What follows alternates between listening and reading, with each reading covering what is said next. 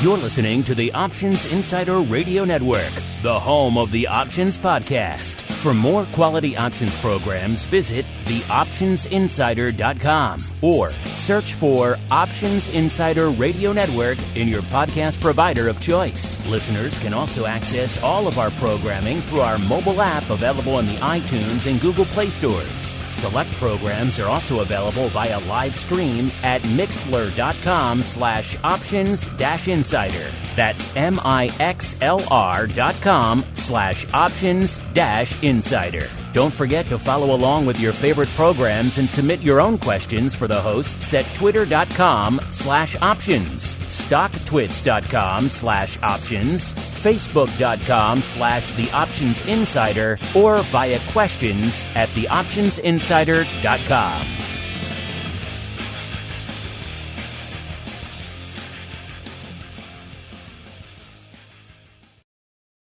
Gold, crude oil, corn, soybeans, and more. With so many tradable products, the futures options market can be an intimidating place. How can you possibly keep track of the latest trading developments across so many different products? Don't worry, we've got you covered. Welcome to This Week in Futures Options, the program designed to help active futures options traders stay on top of this ever-changing marketplace. Each week, we'll break down the top trades, hot products, volatility explosions, and much more. So be sure to check out our live stream via the Mixlr app or join our live chat room at mixlr.com/options-insider. Whether you're an experienced veteran or a newcomer looking to separate the wheat from the lean hogs, This Week in Futures Options has the information you can't find anywhere else. This Week in Futures Options is brought to you by QuickStrike, options pricing and analysis software. Learn more about QuickStrike at bantix.com. This Week in Futures Options is also brought to you by CME Group, the world's leading and most diverse futures and options exchange. Visit cmegroup.com/options. This Week in Futures Options is also brought to you by FTSE Russell, a leading global provider of benchmarks, analytics, and data solutions. For more information, please visit ftserussell.com. And now, get ready to break down the latest futures options trading activity. It's time for This Week in Futures Options. All right, everybody. That music means it is time once again for a little program we like to call around these parts, TWIFO.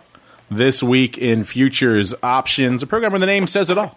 We break down the week that was and indeed still is on the futures options side of the fence. So we'll talk some equities, maybe some metals, some energy, some ags. You never know. Crypto, you never know what's going to slink onto the show each week. That's why you have to tune in. My name is Mark Longo from theoptionsinsider.com, as well as, of course, from the ever-exciting The Options Insider Radio Network. If I sound a little bit different, it's coming at you this week from the eye of the storm here in the southern studio here. But don't worry, we'll be getting out ahead of any of the madness making landfall down here later this weekend, early next week.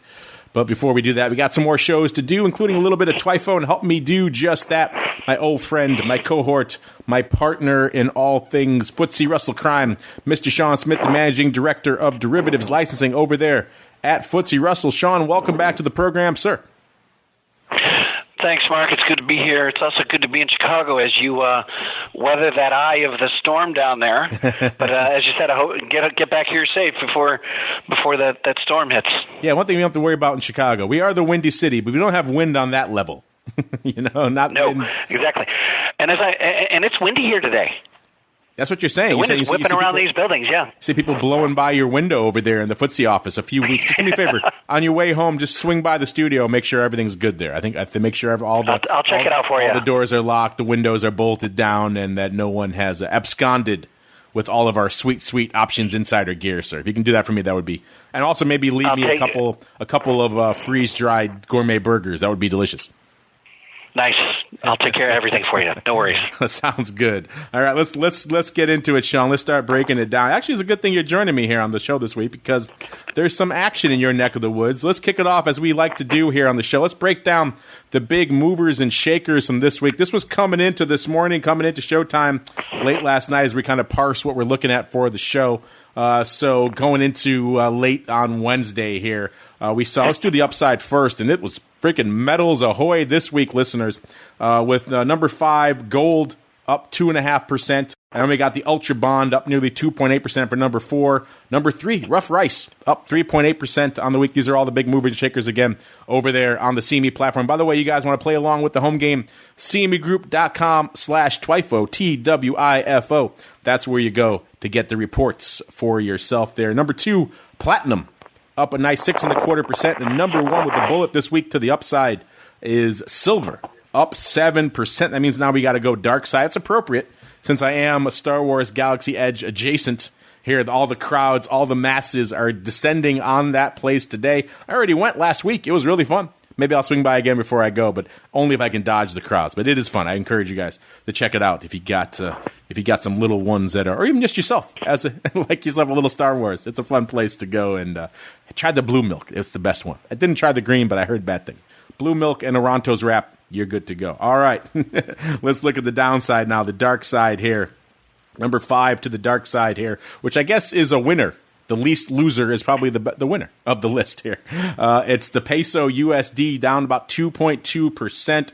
Number 4, S&P Midcap. Don't hear that too often. S&P Midcap 400 E-mini down 2.31%. It was a bit of a tie there, so we had to go to the second decimal point there because number 3 was the NASDAQ 100 E-mini down 2.32%. So taking in the number 3 spot. Number 2 to the downside, soybean oil down 2.4%. And Sean, the reason you are on the show this week, E-mini Russell 2000, at least when we were crunching all the numbers late yesterday, was down 3%. On the week. It's been a crazy period. And then, fast forward a few hours, Sean, and, it's like the weather. If you don't like what you're seeing in the equity markets, just wait a few hours, right? Because here we are today. Now we're seeing the E-mini Russell 2000 up, about 25 handles to about nearly threatening 1,500 coming into showtime. So it's been a crazy topsy-turvy time in your neck of the woods. The Russell's up, it's down, it's making headlines for breaking through levels earlier this week that it hasn't seen since June. I think the question, Sean, is what the heck's going on in Russell land these days? It's just been a roller coaster for the entire market, right? But as we all know, Russell is the small cap index that moves around quite a bit. We've talked about the fact that there is some tariff and trade war insulation, but the gyrations of Russell, which you see in the sharper skew and the options on the put side, is a perfect example of why there is that skew, right? Because the index is more volatile. How's the VIX spread looking? I bet you it's probably hasn't moved much because it's in a pretty strong, high volatile scenario at this point. Funny you should bring that up, sir, because I was just looking at that right now, and you're right. Oddly enough, we are kind of unched from where we were last week. VIX cash kind of vacillating a little bit, got down to the 17 handle briefly, back up to about 18. Coming into showtime, it was about 18.25. Actually, that puts it down about 2.5, 2.75 points from where we were last week. RVX actually up a little bit, up slightly, given the sell-off we saw. That's not surprising, up to about 1.3 points. That puts it at about a 21.40. Actually, I just checked again. It's about 21.2 right now. So that puts that spread at about exactly 3 points, which is right around unched from where it was last week. It was about 3.15 or so, 3.25 last week. So pretty much unched, which is kind of interesting given the fact that VIX has kind of been elevated, then coming off, but Russell is holding firm out there. Yet another argument, sir. Yet another argument to be made that maybe we need a little Russell volatility product. What do you think? Well, we know where to go with that. We know where to go with that request. That would be Rick Rosenthal at SIBO. So go get him. Go get him. Have at him. Have at him, listeners. Yeah, because this is the time, the volatility of volatility, a.k.a. the VVIX. You know what we need? We also need one of those. We need one of those for Russell. Mr. Smith, because we have the volatility of VIX. We need the volatility of RVX. So a VRVX. What do you think? That's a great acronym. You know, we go into the acronyms of the folks sending in questions, but VRVX, I kind of like it. VVIX. It kind of rolls off the tongue real easily. VVIX. And, you know, not for nothing, but I think the VVIX, the volatility of volatility, is one of my favorite indicators out there. We've used it time and again. When it drops into the 70 handle, that's when things are poised to move, because volatility doesn't stay that low for very long. It's going to move. The volatility of volatility, I should say, doesn't stay that low. And I would love to see a volatility of the Russell volatility. If you can wrap your heads around that, listeners, I think that would be a fantastic indicator. So there you go, Sean. You got some more homework for the week. What do you think? You know, I'm going to pick up the phone after the show and call SIBO and get them right on it. The VRVX, it rolls off the tongue, and it might be, you know, we might find some interesting ranges, kind of like we have with VVIX of when it hits the 70s. Who knows what that level will be for VRVX, but I would be very curious to find out. So, yeah, get that phone ringing. In fact, why are you talking to me for? Get out there and get those products rolling, sir.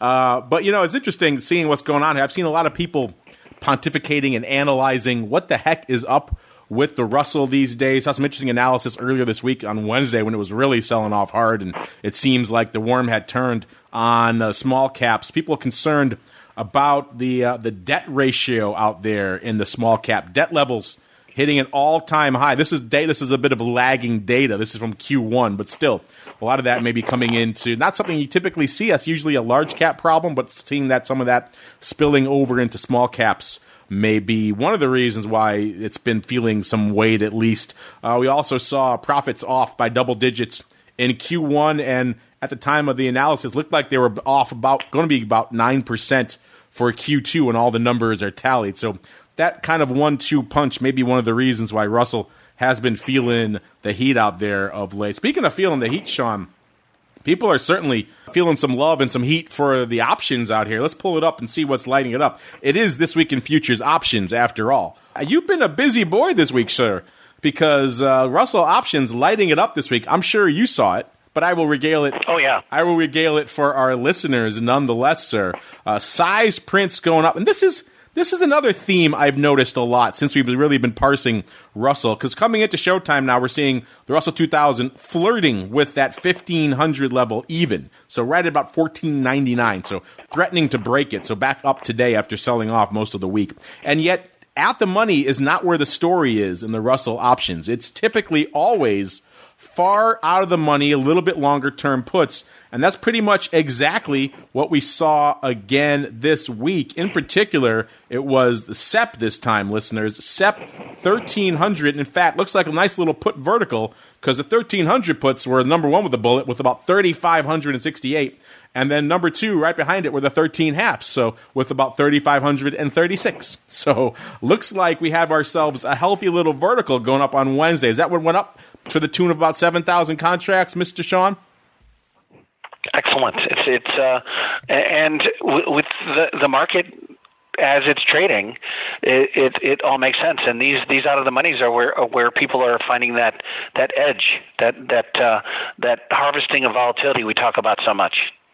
I'd love to talk to some of these customers and see why they're playing so much in these. It seems to be almost exclusively the domain of Russell. We see people playing in out-of-the-money puts and other indices, obviously, as well, but doesn't seem to be as far out. This is 200 handles out of the money, and it doesn't seem to be as consistent as it is in the Russell, where week in, week out, it's a 13 half or a 13 quarter. Someone likes playing in these far out-of-the-money puts and doing them for a fair amount of size. Like I said, 7,000 contracts total going up in that spread.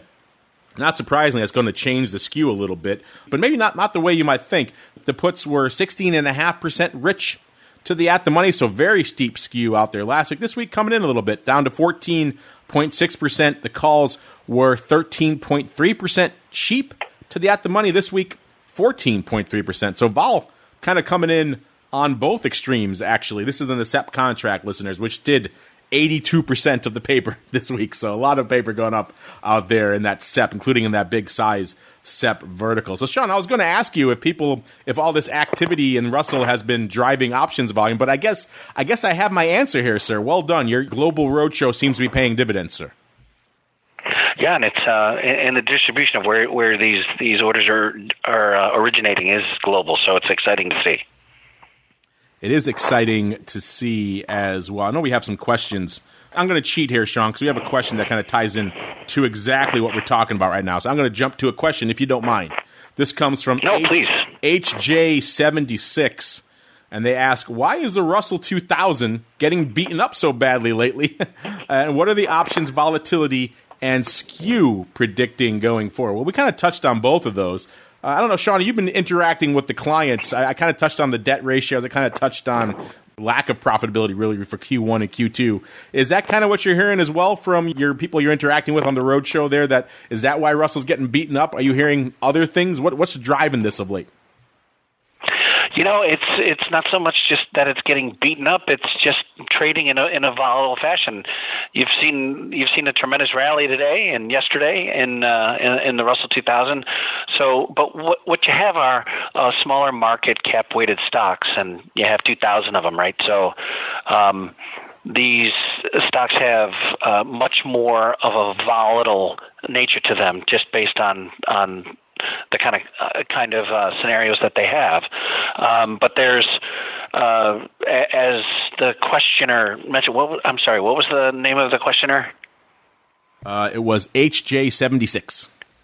HJ76, yeah, skew, obviously, right? The more volatile, the more that downside protection is going to cost you. One of my favorite phrases, and I've used it a bunch of times on the show, is you buy puts when you can, not when you have to. So I think that there are put buyers out there, but there's also the new generation of traders that are harvesting volatility. So put buyers find sellers with no problem. But again, that skew is just based on the fact that downside protection, or let's call it insurance premium, is higher for the Russell 2000, just based on the nature of the volatility of the index. And speaking of that volatility, the second part of his question. I hope that helps. Yeah, speaking of that volatility, the second part of his question is, what are the options, volatility, and skew predicting going forward? We kind of touched on that earlier. Vol coming in this week after today's big rally, and also coming into a long holiday weekend here in the U.S., Monday, of course, being Labor Day. That usually combines to sap some of the vol out of the equity space, and that's pretty much what we're seeing right now with the Russell vol off nearly 4 handles across the board on the term structure here. So coming in pretty aggressively as a result of today's rally. Of course, maybe the worst is behind us. If that wasn't the case a few days ago when we were selling off pretty hard, but for now at least, the vol coming in calmer, cooler, saner heads seem to be prevailing right now. And we touched on the skew already. As that vol is coming in, both edges of the skew, both the call wing and the put wing, are coming in a bit as well. So that's not surprising. We saw the vol get pretty jacked up. No, makes sense. Yeah, now that the vol is coming in across the board, the skew, outside of what I touched on earlier, HJ76, which is there's an interesting focus in the Russell, more than other indices, on the downside out of the money puts and put verticals like we saw today, or this week, I should say. So that's worthy of note. Bear that in mind there. If that's maybe interesting to show that maybe there is some love, but then again, the out of the money puts coming in as well, because that vol was kind of elevated. So nothing beyond the fact that the put skew is still pretty steep out here in Russell, and it seems to be, if this paper continues, that's going to be the way pretty much things are for the foreseeable future. We got more questions on Russell. We'll get to those in a second, Mr. Sean. First, let's keep on rolling with some of the others. I mentioned it's a crazy metals week out here, Sean, and it's that seems to be the case. Silver. Who'd have thought silver would be dominating the headlines so much this week? I don't think I've seen so many people talking about silver this much in quite some time, but that does seem to be the case, effectively. Silver dominating the tape out here this week. Coming into showtime, we're seeing the silver at about 18 and a quarter or so. That puts it up about almost 3/4 of a point, nearly 4% on the week. That's a big, you watch silver, that's a pretty big move here for silver. Vol also up as, kind of an unexpected move, blowing to some new levels.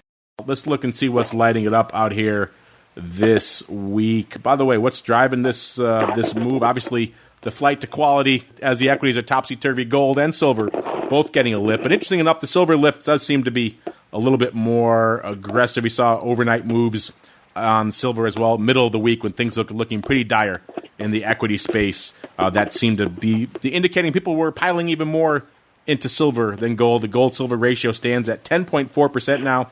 That's lower than its peak was back in May.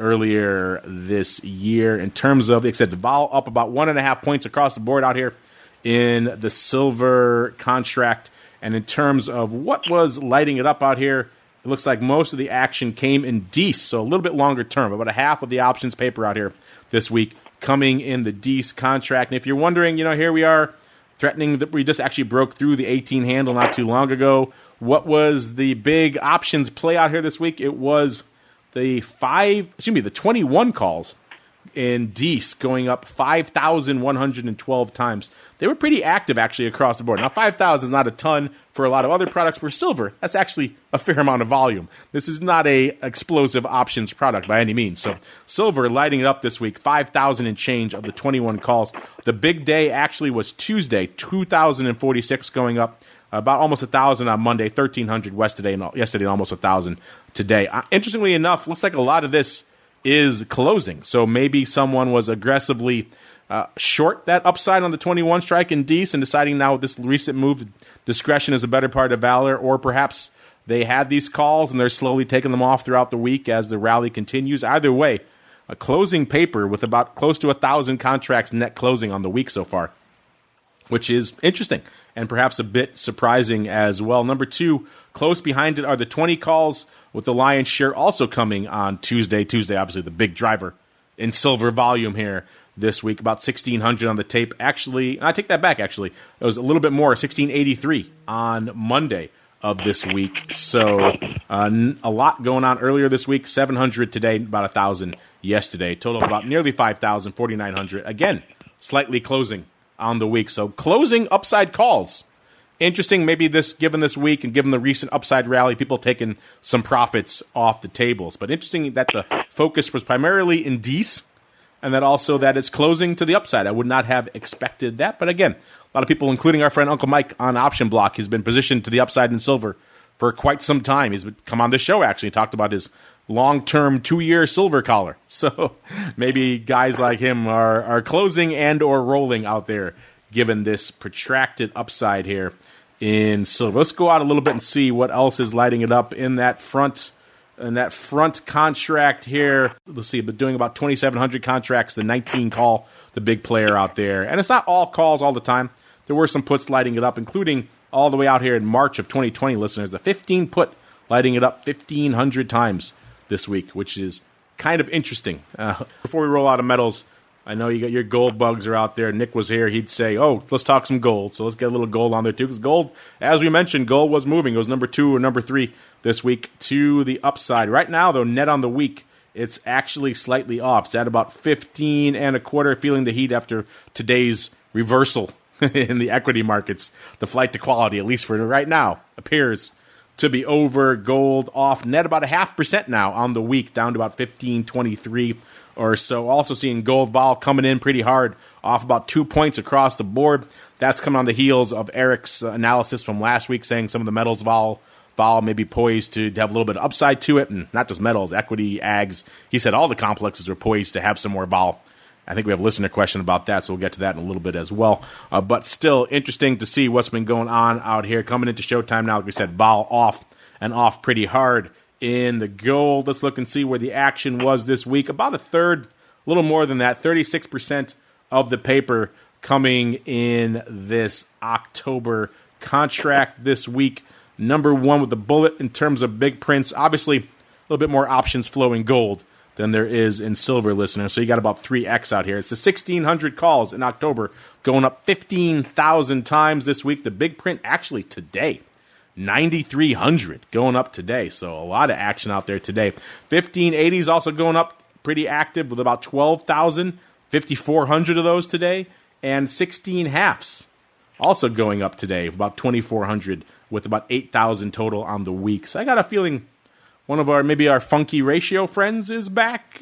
Maybe 1580, 1600, 16 half funky. Either way, I think those 1600s probably part of one of our funky verticals. Maybe 1600, 16 half on a ratio, though it's not quite 3-to-1. So there's a lot of paper going up today. 1530s, 3,500 times, 1575s. A lot of upside calls here in October in gold, lighting up the tape here today. Almost, it's hard to parse exactly which ratio is afoot today, but it seems like our old friends, the gold bugs, the gold ratio lovers, are at work out here again today. Let's scroll down. Let's look at the skew a little bit as well. Didn't hit the skew in silver. Maybe we'll hop back to that really quickly. Where the action is, let's go to ACH. It's got about almost a month to go. These puts were 6.2% rich to the at-the-money. This week, puts getting more love, up to nearly 11%. So puts leading the dance to the upside here as vol has come off about 2 points across the board, up to nearly 11% rich this week. The calls were almost 10% rich to at-the-money, so a bit of a smile. Actually, I take that back. The puts were cheap. The puts were 10.7% cheap. Remember that little P. It's cheap. And the big C is expensive, listener. That's the nomenclature of Quick Strike here. About 10% rich to the at-the-money were the calls. This week, they are 12.5%. So calls getting richer, puts getting cheaper. That makes a lot more sense given what we're seeing out there with the underlying movement out there as well. Let me look back really quickly to the silver listener. I just want to check the skew out there because we don't get a chance to check in on silver as much. Most of the action was in D's out there, about half the paper. So let's look at the skew out here. Again, a little bit less liquid contract, but still worth parsing. The vol was up this week, nearly 2 points, and the puts were about 10% cheap to the at-the-money last week. This week, they're about almost 11%, 10.7% cheap. So puts getting cheaper. Action to the call side. The calls were nearly 18% rich to the at-the-money last week. This week, they've come in a little bit. They're down to about 15.6%, so off about 2 points.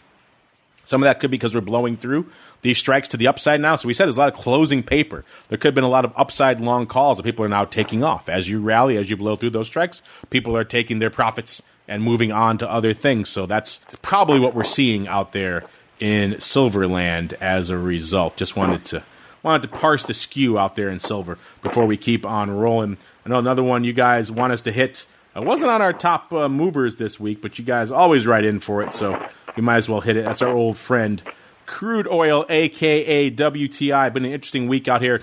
For energy, of course, we do have a storm bearing down, so that's going to maybe make things interesting out here in the Gulf and in the U.S. refining capacity. In fact, once again, the story was predominantly focused on U.S. supply here this week. As we're seeing the show come into showtime, or midway through the show here, we're seeing WTI north of that 55, north of that double level at about 56 3/4. That puts it up about 2.5 handles, nearly 5% on the week. A lot of those bullets in the bull's gun this week, again, coming from that domestic supply story. We saw the first API on Tuesday saying crude stocks had fallen by 11.1 million barrels last week. Obviously, again, stockpiles here in the U.S., a big part of that story, driving up the bulls. And then yesterday, on Wednesday, we saw the EIA coming out and kind of confirming that story, saying crude stocks dropped, by their estimates, by 10 million barrels.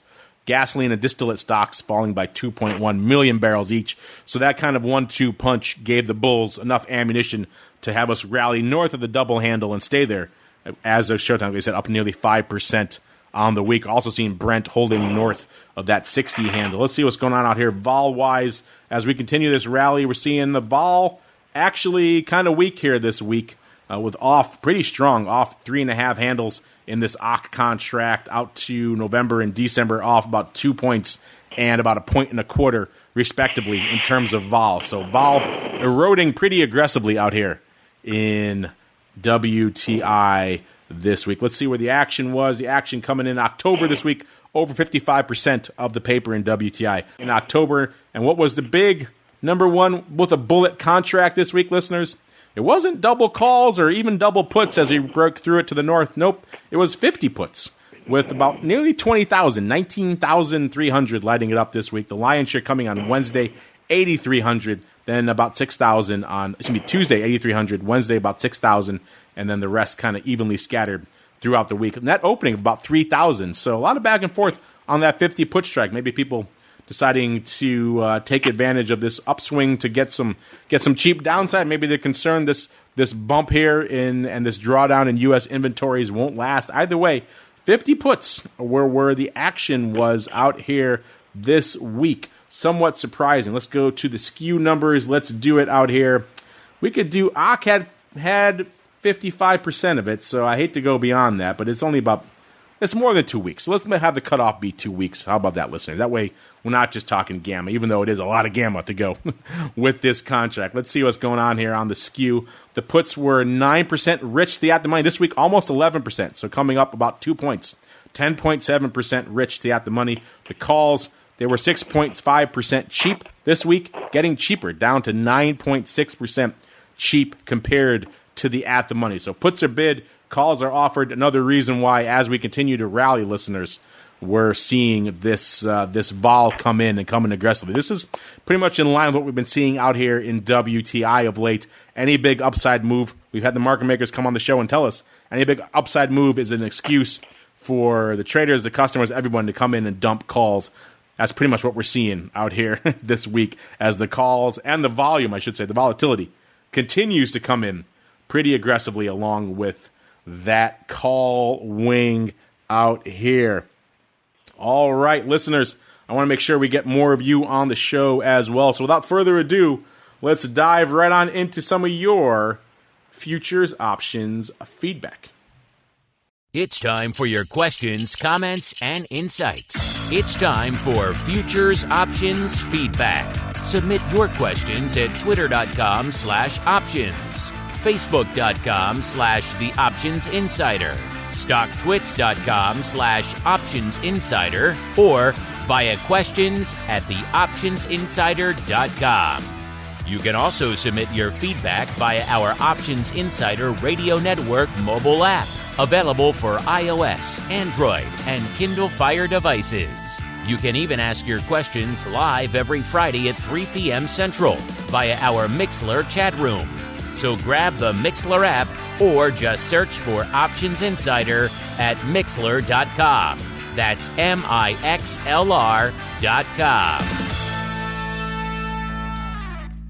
That music means it is time for you guys to take the reins, questions, comments, insights, all that fun stuff. We already cheated. We already got one of the HJ76. How many more we can get here on the show? Love your questions. Love your products, requests, all that good stuff. Keep it coming here. Let's go here first. Let's see. Actually, I have a good one, Sean. I want to kick it off for you. It was actually the topic of conversation. It came into another show on our network this week.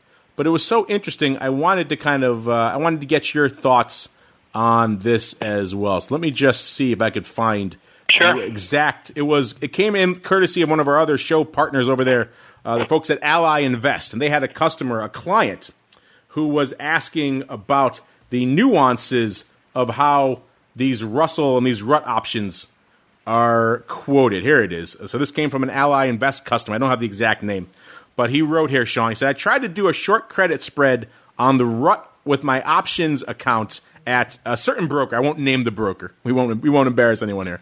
I said it wasn't Ally.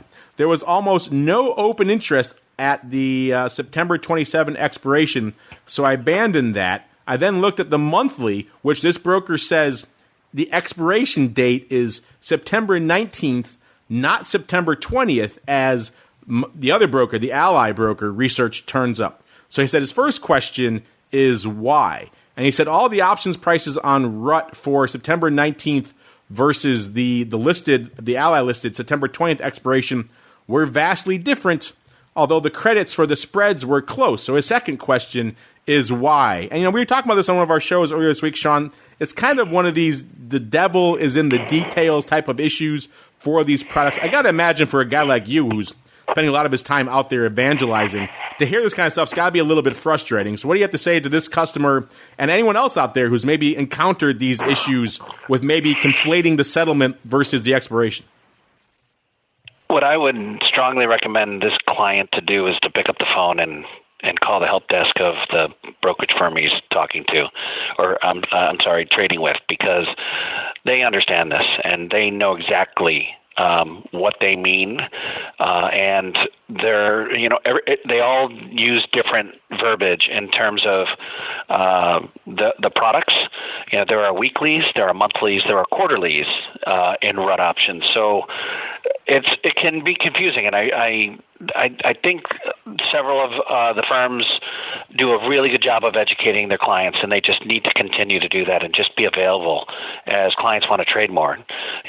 That's what brokerages are in business to do, is to give that education to their clients so that they can get in and out of the markets efficiently and with a good experience. So that's a recommendation to the client. It's also a recommendation to any brokers listening that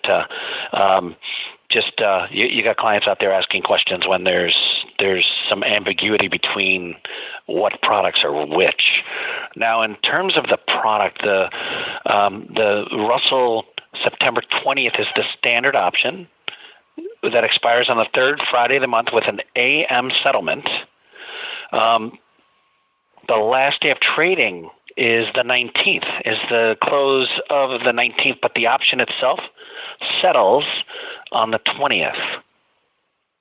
The weekly options settle on the 27th with a PM settlement. September. In the case of the customer's question, it was the September 27th, I think, was her question. But yeah, it's a PM settlement. So you really just have to get into the find out AM versus PM, but just think of it this way. The standard option is your only AM settlement. And the trading stops in that standard option the Thursday close prior to that AM settlement on that third Friday. Customers are so used to, in the equity space, seeing the Friday expiration and used to going with that, and the notion of different settlements. You're right. It is exactly. It is kind of incumbent on the brokers. It can be confusing even for industry guys that stand on the floor. They're like, wait a second, these are settling today, so I can't trade it today. What, sometimes you got even options traders that do this for a living scratch their heads. Even us famous old floor guys. But again, with any of these expirations questions, please, Rick Rosenthal at CBOE, he's your guy. You can just rrosenthal@cboe.com is his email address. He'll pick up the phone and walk you through this as well, because we just want you to have a great experience trading Russell options. And when volatility is where it is, that's where there's great opportunities to trade RUD options on CBOE. So please keep asking your questions. Happy to help you, and keep trading. Yeah, it's kind of incumbent on the BDs at this point too, to hopefully make that experience a little bit easier. No one wants confusion trading one against the other, or not knowing when you could trade, thinking you can get in and you can actually close a position when it's already closed. You can't get traded anymore. These are things no one likes to hear. So maybe hopefully we can get some standards and uniformity amongst the BDs, so there isn't this type of confusion. One listing the settlement day, one listing the getting confused between the AM and PM. That's not a good scenario for anyone. So maybe we need to get the CBOE and some others, maybe OCC, involved in standardizing all this so that we can make it easier for everybody out there. It actually is pretty standard. It's all pretty standardized, and it's really clear on the exchange's website. But some people just need to just kind of walk through it, whether reading it or hearing it from somebody. And I'm smith@FTSERussell.com. Feel free to reach out to me as well, and I'll get on the phone with you and talk about this. So I know Rick Rosenthal is as passionate about this as I am. So feel free to reach out to us. We want you having a good experience trading this product. There you go. So I don't have this person's.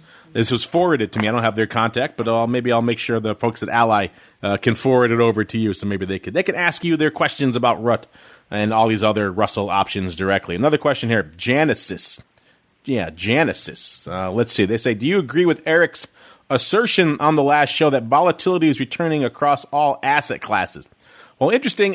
First off, he's talking about Eric Norland, of course. He's been on the show many times, a senior economist over there at CME, one of our old friends of the show. I don't think he quite said what you're putting, the words you're putting in his mouth. His paper is actually called "Is Higher Volatility Making a Comeback?" And he says long dormant volatility begins to stir anew across several asset classes. And some of the few he pointed out, copper. He pointed out copper still undecided, even as gold, silver, implied volatility are heading higher. And he also talks about the Fed's serial rate hikes, I should say, causing volatility in the equity space in a big way. So he didn't just blanket say all vol across the space is exploding, but he has a point. It is starting to slumber. We were talking on our advisor show earlier today. This is typically the time of year where you talk about, okay, we're getting the end of the dog days of summer, getting back into the swing of things again. Volatility usually gets off its seasonal hiatus now and starts coming back into the equity marketplace, at least, with a bit of a bang. And we're seeing already, actually, the vol is already there. It never really left. So seasonally adjusted, the vol is actually quite high right now. So it's already high. And then it is starting to creep into other products, like he mentions, copper and some of the more esoteric ones. We just talked about silver, some of the more esoteric products feeling a bit of the love. So in general, I do agree with Eric.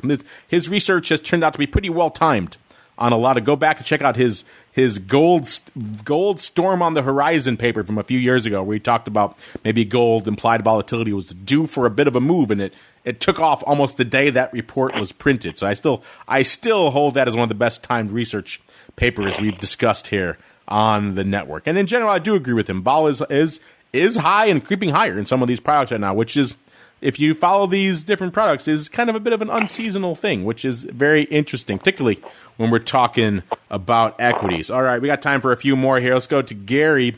Gary says, great chat with the crypto mom. Well, thank you, Gary. He said, I'm loving this network. After speaking with her, what do you think our chances are of seeing options and an ETF in the near future? I'm not sure if you heard it, Sean, but I had a chance to sit down with SEC Commissioner Hester Peirce recently.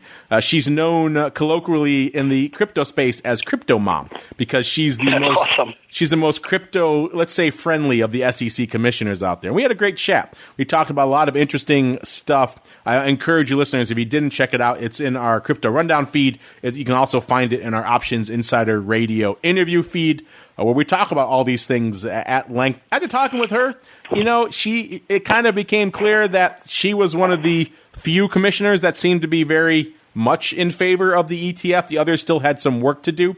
So I don't know if we're going to see an ETF anytime soon. I think our chances are better of the options, even though the options aren't coming anytime soon either. The options, obviously that impetus has to come from the bottom up, from the exchanges first. SIBO is not in the game anymore, so it would come from CME. You've heard me on this show, Bug, Tim McCourt, and others saying, when are we going to see the options? So I'm on them. As soon as we hear from the CME that they want to list options, we'll be the first to talk about it, I guarantee you. But I think we're going to see the options probably first before we see an ETF. And hopefully, we're already seeing changes to their ETH reference rate and other things. So it sounds like more underlyings are coming from CME before we see the options on Bitcoin. I would prefer to have it the other way around, but c'est la vie. More crypto products is a good thing. I think the recent upswing and the recent increase in volatility out there has made a lot of people wake up and pay attention to crypto again.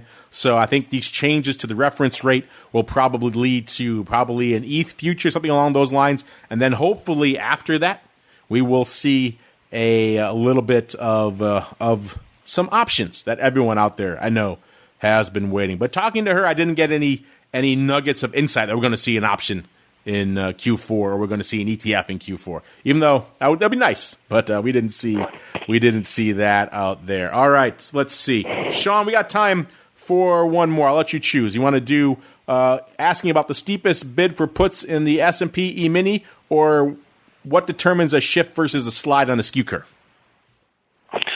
Well, since I'm such a fan of the skew and RUT options and Russell options on CME and CBOE, why don't we take the shift versus a slide? Because I'd like to learn. I think you really just want to say the handle Mighty Taco. I think you like that. I mean, that's why you picked that one, isn't it? Right? It's definitely because of the name Mighty Taco, whoever that is. That's a great name. That's tasty. I haven't had lunch yet, so that's making me hungry right now. So you picked the wrong one, Sean, 'cause now I'm hungry. All right. Mighty Taco wants to know what determines a shift versus a slide on a skew curve. You can see this. Nick and his team have broken this out for us so kindly in the Quick Strike. You can see the shift versus slide tools, and there's some great videos out there. I'd encourage you to check out if you want to go deep into what that tool actually means. Maybe I'll reach out to Nick and his team after the show and see if we can get one of those videos to retweet and share it for you guys so you can see exactly what's going on. But in general, when you're talking skew, let's look at the equities, because that's what we're talking about, and that's what I have up on my screen as we speak, because the other question was about S&P E-mini skew. But Mighty Taco in general. So the skew, obviously what the skew is showing us, listeners, is what the expectation is for implied volatility at different strike levels. So you're looking at the S&P, and in general, most equities and indices, you're going to see the bid is to the puts, higher volatility to the puts. Obviously, we talked about that many times. Discount to the calls. As you rally, you expect the volatility to come in as you move along that skew curve, sliding along it and moving to the downside. Same thing, as you slide along that curve, you expect vol to increase. That's just a very standard volatility shape. The reason for that, it's called investment skew, if you like to know, and that's the reasons for this are many and legion. It was kind of first noticed back in the immediate aftermath of 1987. People realized, hey, these puts and calls aren't performing the way we thought they would. What's going on here? Hence, the investment skew was born. People obviously are primarily long the equity market. They want to hedge, a.k.a. the buying interest in puts. They also want to generate income and sell those positions as the positions move up, a.k.a. the discount to the calls. We can spend a lot of time breaking that down. We've done that before. We don't have to do that again. Then a shift when the skew curve actually moves is usually what's driven by a much more sharp, unexpected, dramatic movement in the marketplace. Let's say an underlying that does. Let's talk about Nat Gas before. Remember, Nat Gas had that big move to the upside. That skew shifted because that just blew through all the previous upside stops people thought were supports or resistances up there. It blew through all of that. So that skew's going to move, and it's going to move hard. People are scrambling to buy calls now because they were short them. Now they have to bid them up. So that's what kind of causes the shift. It's more of a dramatic. If the S&P were to sell off, limit, and then limit, and dramatic moves to the downside, we would see it. We wouldn't be going along that skew curve. It would be more aggressive. The vol would be higher. Can I just interject? So if you were to think about that visually, it's just more a bigger move of the underlying itself, so that the curve itself, if you're to look at it, just gets lifted up off of the graph and kind of gets put back down where the new price is trading in the underlying, right? So, but then everything adjusts in terms of volatility along the curve, increasing when there's a big move. Obviously, to the upside, vols might come in, but again, if it was to the downside, the skew would tremendously sharpen, right? So when there's a shift, it's a shift in the curve because there was a dramatic move in the underlying. Right? Yes, exactly. And then whether that skew curve stays there or if it retreats back, maybe the move kind of mitigates itself. That's another question for another day. But what causes those initial changes is like something sharp, something unexpected, and the old skew path, the old predictions for volatility no longer hold true. You're crashing. People are bidding up volatility. They have to get those puts, right? They have to hedge. Or they have to sell call, whatever the case may be. And so as a result, that paper flow is going to drive up things.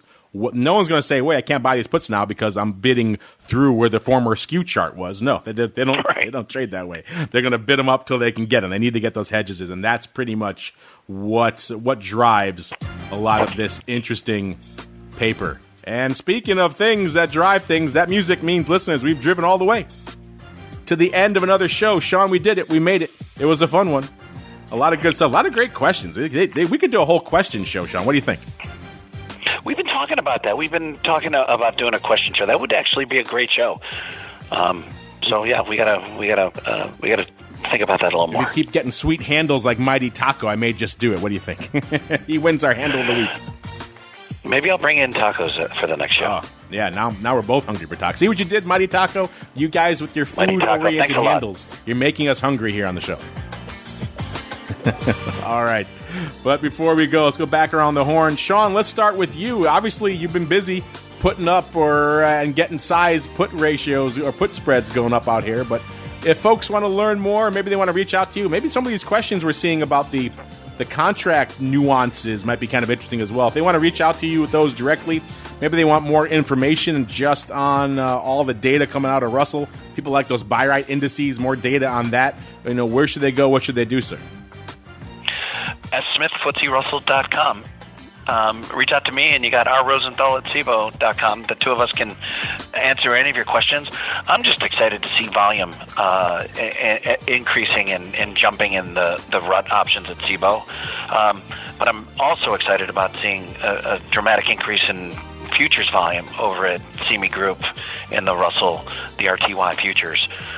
Open interest has actually expanded quite a bit in the futures and options at CME as well. So, and I know I always touch on the fact that there's that international a blend of trading, and it continues to grow in Asia and Europe. So I'm excited to see those numbers.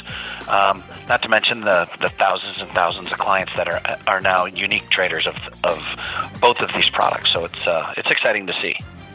It is exciting. Check them out over there, FTSE, FTSE, Russell.com to learn more. Give them a follow over on Twitter while you're at it as well. At FTSE Russell is the place to go. And on behalf of Sean and our friends over there at CME and Mr. Nick who's floating around, and indeed myself, I thank all of you out there for downloading, streaming, subscribing, for sending in such great questions. Keep them coming. We love to hear from you guys. And we'll see you back here next week for more of This Week in Futures Options.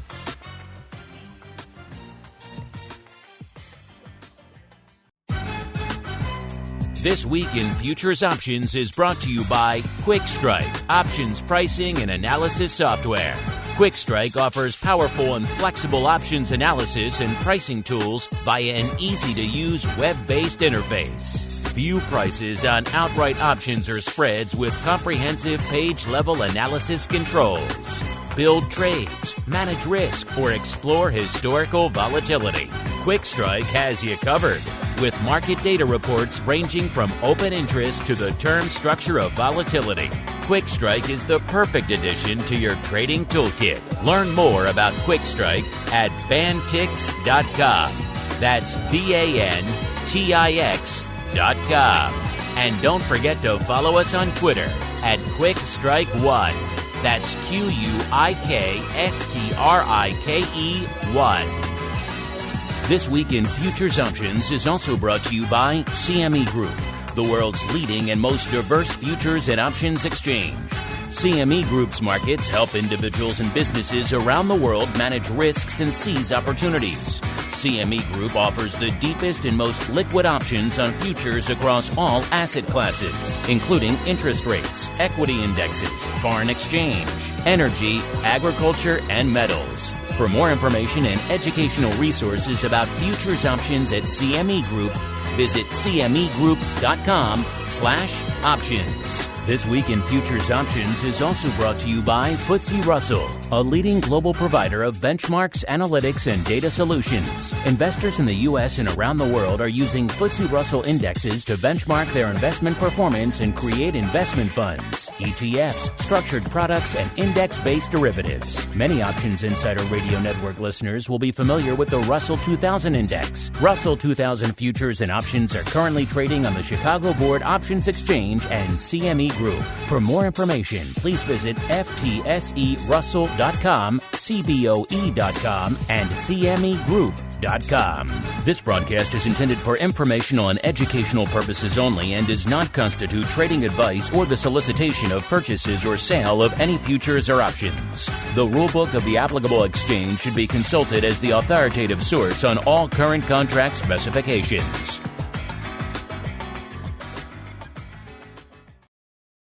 You're listening to the Options Insider Radio Network, the home of the Options Podcast. For more quality options programs, visit theoptionsinsider.com or search for Options Insider Radio Network in your podcast provider of choice. Listeners can also access all of our programming through our mobile app available in the iTunes and Google Play stores. Select programs are also available via live stream at mixlr.com/options-insider. That's mixlr.com/options-insider. Don't forget to follow along with your favorite programs and submit your own questions for the hosts at twitter.com/options, stocktwits.com/options, facebook.com/theoptionsinsider, or via questions at theoptionsinsider.com.